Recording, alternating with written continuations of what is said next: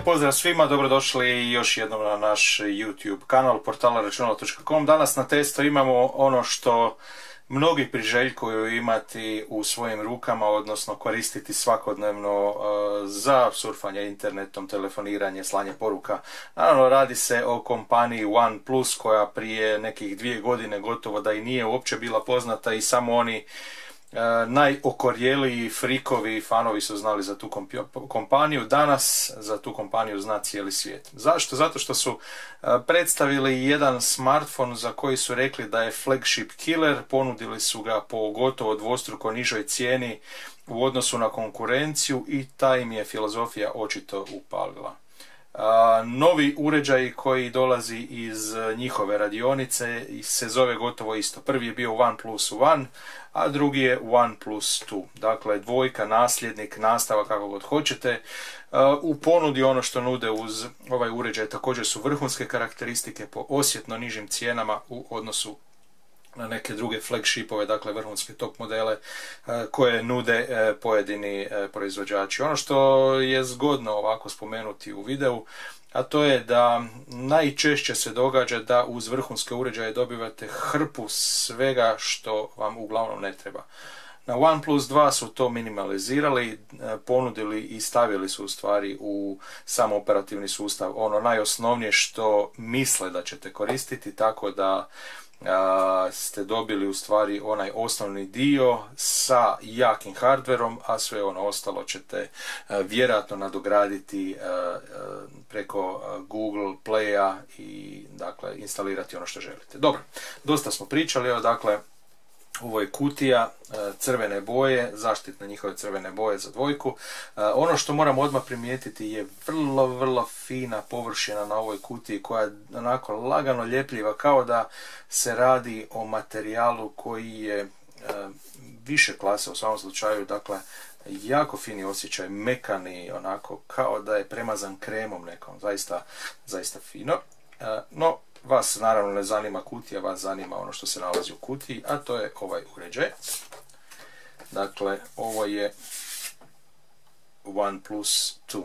No, prije samo nego što počnemo gledati i pregledavati što donosi ovaj uređaj, evo čisto kratko da pogledamo malo papirologije. Dakle, uglavnom je na kineskom jeziku pisano, tako da vam neće puno pomoći u životu.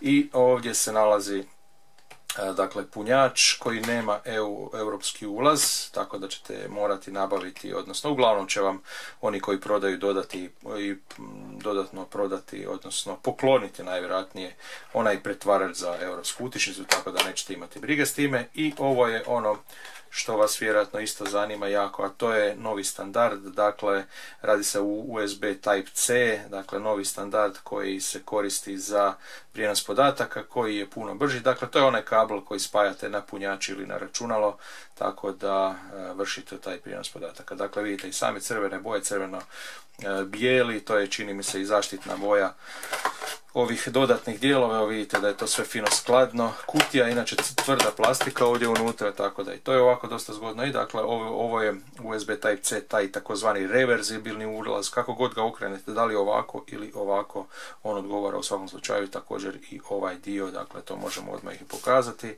Dakle, da li ga uštekate ovako ili ovako, i jedno i drugo funkcionira, dakle ispravan je način. Dobro, kutiju ćemo staviti sa strane, a idemo se mi posvetiti samom uređaju koji je dakle ono što vas zanima i zanima vas sigurno kako radi taj uređaj. Dakle, sami vidite da se radi o prilično velikom uređaju, dakle nije malen, a nije ni tanak koliko vidim. Inače debljine 9,85 mm, dakle u OnePlus očito nisu baš puno pažnje pridavali, da tako kažemo, samom dizajnu. Odlučili su se napraviti jedan više ovako klasičan uređaj koji je otežak jer je i 175 grama, no međutim to može zahvaliti najviše i bateriji koja se nalazi unutra 3000 mAh, no napravili su ga vrlo čvrsto i kompaktno, dakle odlično leži u ruci, zahvaljujući i ovoj stražnjoj, prilično, ne znam koliko vidite dobro na ovom videu, ali prilično hrapavoj površini koja ne daje nikakav odbljesak, apsolutno nikakve otiske prstiju i ovako djeluje nam pod prstima kao recimo finiji šmirgl papir za šmirglanje, recimo hrđavo voće na nekim materijalima tipa željeza, drveta i tako dalje. No međutim, bez obzira na tu hrapavoću, daje vrlo, da tako kažemo, ugodan osjećaj i nemate osjećaj uopće da će vam kliznuti uređaj iz ruke, dakle čvrsto je, to je postojano, da tako kažemo, i to nam se zaista sviđa. Sa gornje strane ćete pronaći ulaz 3,5 mm za slušalice standardni, tipka za pojačavanje i stišavanje zvuka, tipka za paljenje i gašenje, mikrofon, zvučnik i reverzibilni, dakle USB Type-C, dakle tu se sve nalazi na ovom dijelu i tu vam sve treba biti jasno. Ono što se nalazi ovdje sa lijeve strane, to je još jedna dodatna fizička tipka koju ću mu odmah pokazati o čemu se radi. Sa stražnje strane stražnja kamera, odlična kamera 13 megapiksela, dvotonska dvostruka LED bljeskalica, laserski autofokus ispod, otvor blenda, inače ove kamere je 2.0, znači odlične fotografije i u slabije osvjetljenom prostoru, naravno digitalna stabilizacija slike i snima 4K video, to su one sve osnovne stvari koje trebate znati u ovoj kameri kako biste shvatili koja je u stvari jačina, veličina ove kamere. Prednja 5 megapiksela, sasvim dovoljna za snimanje selfie fotografije. S prednje strane također ovdje u dnu se nalazi i čitač otiska prsta, dakle i kapacitivne Android tipke, no to ćemo pokazati uskoro kako to funkcionira, u stvari možemo ga i sada već upaliti. Dakle, na ovom uređaju funkcionira ovaj dvostruki tap koji je ugrađen, da tako kažemo, u operativni sustav.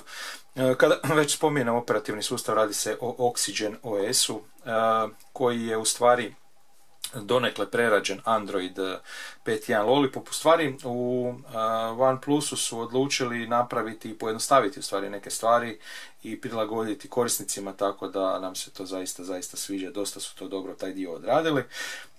Brzo naravno uređaj radi, to može zahvaliti novom Qualcommovom Snapdragon 810 procesoru i to ona novija verzija na 1.8, nije dakle na 2.0.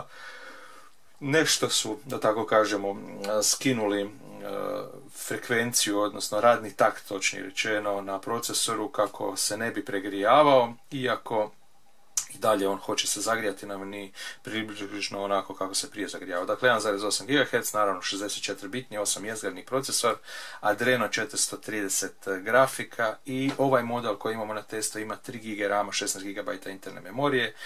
Onaj jači model postoji dakle još jedan 4 GB RAM, 64 GB interne memorije. Sad, idemo pokazati prvo ovu tipku, dakle što znači ova fizička tipka, metalna tipka.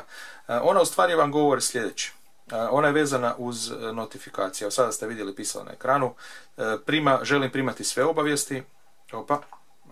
Stisnuo sam tipku za paljenje i gašenje. Dakle, želim primati sve obavijesti u donjem položaju, u srednjem položaju samo prioritetni prekidi i u gornjem bez prekida. Dakle, ne želite nikakve notifikacije ovdje primati u ovom dijelu, tako da ne želite u stvari da vas uređaj prekida u vašem, da tako kažemo, radu ili već što radite. Dakle, u donjem položaju sve obavijesti, standardni rad, samo najvažnije obavijesti i nemojte me dirati, radim nešto svoje. Eto, dakle, to je ta tipka. Ono što nadalje možemo pokazati, u stvari ono malo prije smo spominjali i kameru. Evo, dakle, kamera. U stvari idemo neki tekst pogledati, evo dakle ovaj tekst, izoštravanje. Kamera radi prilično dobro, zaista. Evo dakle ovdje su i ove opcije, dakle fotografija, video zapis, panorama i ovdje su dodatne opcije koje možete također postaviti kako bi snimili onakvu fotografiju, u stvari kako god želite vi. Evo, znači to su te opcije i dakle dobro je izoštreno, evo idemo probati možda zadati neki teži zadatak. Ovo nam se čini prilično jednostavan tekst. Evo da, ovdje ima dosta različitog toga. Evo dakle, vjerujem da vidite dobro. Evo izoštrit ćemo na ovom dijelu tu. Snimiti fotografiju. Evo, vidimo da je malo zatvarač nešto sporiji. Dakle, reagira odmah, istog trena, no dakle, evo idemo vidjeti, malo povećati. Oštro kao sunce. Evo, zaista dobro. Evo i ovaj gore tekst je prilično oštar, ali naravno mi smo izoštrili u ovom dijelu tu. Dakle, malo software radi drugačije nego što smo očekivali. Morate se naviknuti u stvari na ovaj software koji dolazi od 1+2 za kameru. Evo, dakle, to je to. Izoštrenje je bilo u ovom dijelu, dakle ovdje je slika najoštrija i to je to. Malo je software nešto nezgrapniji, ajmo reći tako, baš što se tiče pregleda ovih slika, no međutim, vjerujem da ćete se brzo naviknuti kako to funkcionira.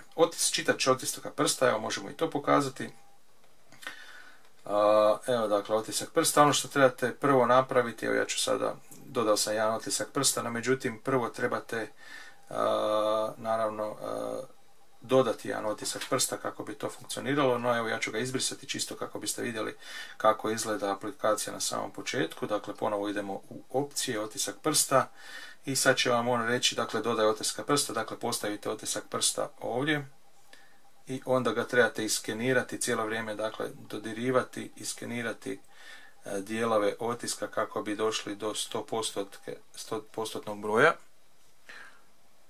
Ali dobro, nećemo sada to raditi u ovom trenutku, čisto ovoga želim vam sada reći kako to funkcionira, na koji način. Dakle, uglavnom imate posebnu opciju za otisak prsta ovdje u ovom dijelu i onda na tom dijelu možete odraditi taj sav posao. Evo, ja ću samo malo stišati, smanjiti ekran kako biste bolje vidjeli. Nadam se da sada bolje vidite. Evo, vjerujem da je to tako. Evo, dobro. Ono što dalje možemo pokazati, dakle, ovih par osnovnih stvari nekih smo vam pokazali vezano uz čitač otiska prsta. Evo, što još možemo pokazati? Ima dosta zanimljivih još stvari. Naravno, ono što treba spomenuti, Wi-Fi, Bluetooth, 4G, GPS, GPS GLONASS, to sve podržava. Ono što možemo, u stvari, sada smo malo prije spominjali i procesor Adreno 430, sigurno vas zanima kako rade video igre, one bi trebale raditi jako, jako dobre. Evo, mi smo pokrenuli već Little Racing, evo, malo ćemo stišati zvuk. Zvuk, vidite, ima tri načina: glazba, film, igrica, dakle vi možete čak i mijenjati zvuk. Evo, mi ćemo staviti na igricu, koji je navodno bolji za video igre, no sada ćemo vidjeti zaista da li je to tako. Evo, idemo pokrenuti nešto i vidjeti što možemo odvesti. Evo, idemo voziti jedan kup brzo i vidjeti kako će to funkcionirati. Nešto nam je automobil malo oštećen, no vjerujem da neće biti problema, da ćemo doći i uspjeti, eto, do cilja doći prvi. Jedan krug se vozi, tako da nije problem.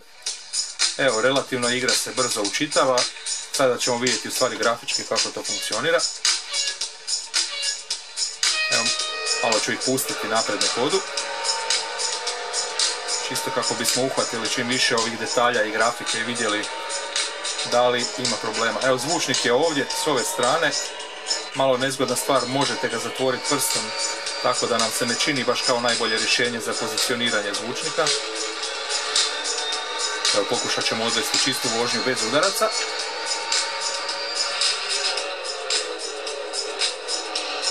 Ako je to moguće.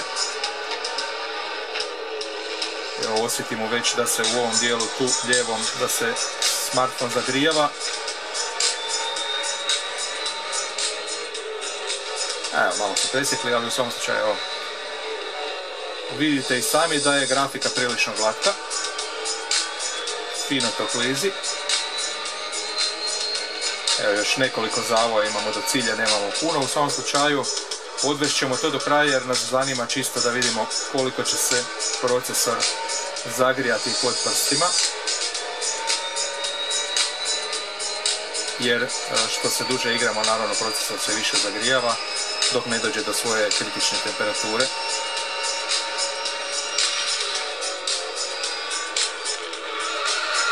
Opa, malo driftanja.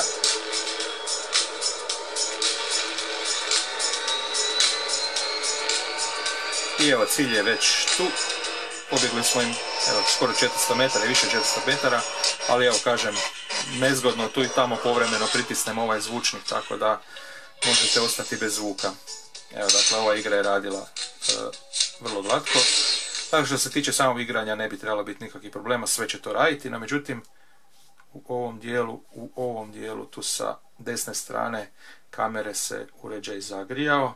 Nije nešto kritično, no međutim zagrijavanje se osjeti dosta, tako da opet možemo reći da se ovaj 810 grije, no međutim ne tako kritično kao prva generacija Snapdragona 810 procesora. Evo dakle, i to smo vam pokazali. Ono što još možemo eventualno pokazati, još neke zanimljivosti možda ovdje. Evo dakle, ovdje gumbe imate definiranje, zamijeni tipke, dakle možete zamijeniti ove kapacitivne tipke dolje u ovom donjem dijelu. Dakle, još postavke, dakle vidite dvije plave točkice, kapacitivni tipki koje se jedva vide, možete ih zamijeniti, možete uključiti pozadinsko osvjetljenje i gum početnog zaslona. Dakle, ove sve tri tipke možete programirati, dakle možete zadati određene vrijednosti što ćete napraviti kada stisnete tu tipku, odnosno kada ju dugo držite. Dakle, radnja dugog pritiska, radnja dvostrukog dodira, uz onaj jednostruki dodir koji je standardni za tu tipku. Dakle, možete lijevu i desnu tipku i ovu srednju, odnosno čitač otiska prsta, sve to možete posebno isprogramirati. Geste, također prepoznaje geste, dakle dvostruki dodir za buđenje, to smo već pokazali.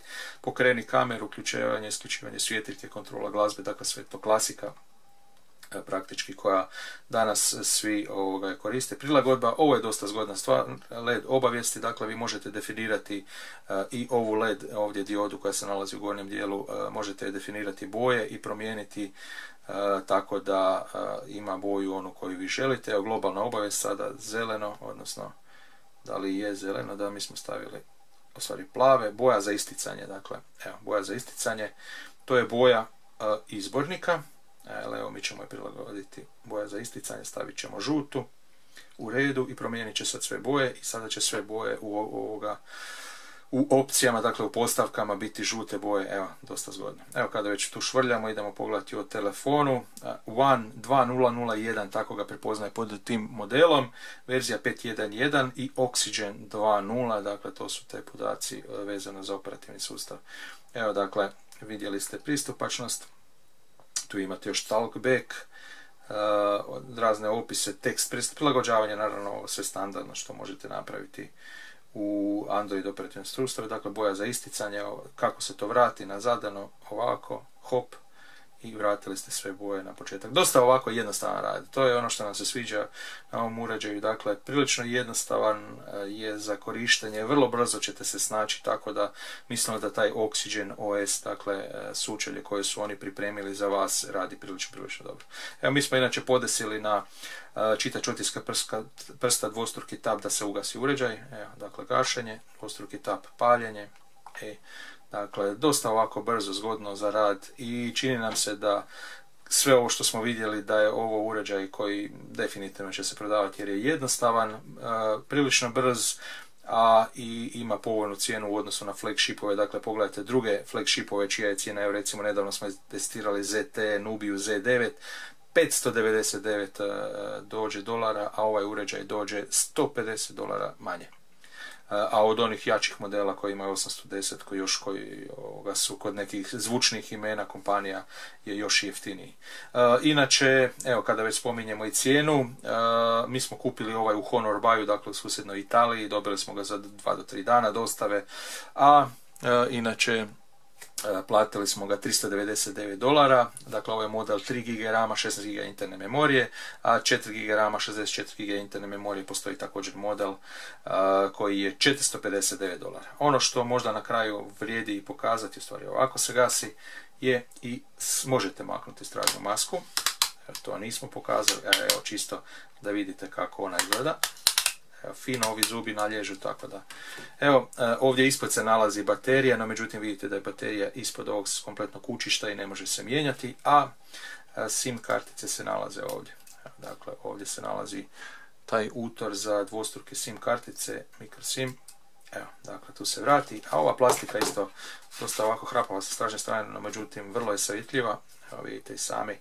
Dosta je ovako tanka, tako da praktički cijeli uređaj je ovo tu, a ovo je samo ovaj pokrov nekakav, da tako kažemo, dizajnerski, estetski, koji štiti SIM kartice i bateriju. No međutim, evo, plastika fino nalegne na sve i dosta je to ukusno složeno uz metalni okvir i ovu plastiku stražnju. Da, ovaj uređaj je dosta ovako zanimljiv, čini mi se, i sigurno će se prodavati, to uopće nije upitno. Možda nam se učinilo u prvi tren kako je sama reklama i taj sistem oko OnePlus sistema, dakle tih narudžbenica, dosta nam je nezgrapan, čini nam se ne baš najbolje rješenje, no međutim više od 4 milijuna ljudi čeka na svoj uređaj, a ako ne želite čekati, malo ćete ga skuplje platiti i dobit ćete ga praktički odmah, a čekaju oni zato što prvo trebaju dobiti oni koji više plaćaju. Normalno, to je logika koja vlada na tržištu. Prodavat će se definitivno i mislimo da daje dosta za uloženi novac, isplativ je definitivno i možda nismo imali onaj nekakav wow efekt dok smo ga koristili, čisto da bi se oduševili nekim stvarima, na njemu radi sve korektno i radi jako, jako dobro. Tako da treba ga smatrati izuzetno dobrim uređajem koji je standardni, nije baš neki dizajn, moramo reći. Nisu se tu u tom dijelu nešto potrudili, nije ni prvi bio nešto dizajnerski riješen, no međutim radi jako korektno i ne sumnjamo da će prodaja ići jako, jako dobro, što možemo vidjeti i po internetu i po pozivnicima, po čekanju, po svemu to. Eto, toliko, moje ime je Božidar Komarić, družili smo se uz OnePlus 2, dakle novi smartphone uređaj kompanije OnePlus koja je napravila zaista, zaista veliki hit samo sa jednim uređajem, dakle nemaju oni drugi uređaj, imaju prvu generaciju OnePlus 1 i OnePlus 2, dakle ovo dvojka je ovo, to su jedini uređaji i njima je taj uređaj jedini dovoljan za prodaju i za odličnu zaradu. To nas podsjeća recimo na neke pjevače koji izdaju jedan veliki hit, prodaju ga u multimilijunskim primjercima i od tog jednog hita žive sretno do kraja života. Evo, čini mi se da i OnePlus otprilike ima sličnu filozofiju, no međutim ipak s obzirom da je to tehnologija, tu funkcioniraju stvari malo drugačije, pa treba svake godine izbaciti novi uređaj. Eto, toliko. Družili smo se uz OnePlus 2, dakle OnePlus 2, kako god hoćete, a mi se naravno vidimo u nekoj drugoj video recenziji. Pretplatite se na naš YouTube kanal, pretplata je besplatna. Više od 700 video priloga, različitih, zanimljivih, svega što vas može zanimati, različiti smartfoni, tableti, laptopi, što god možete pronaći na našem kanalu. Pretplata je besplatan, direktno ćete dobiti notifikacije za naše najnovije video priloge. Eto, toliko. Više zaista neću duljiti, puno toga sam već rekao o ovom uređaju i naravno vidimo se u nekom drugom video prilogu.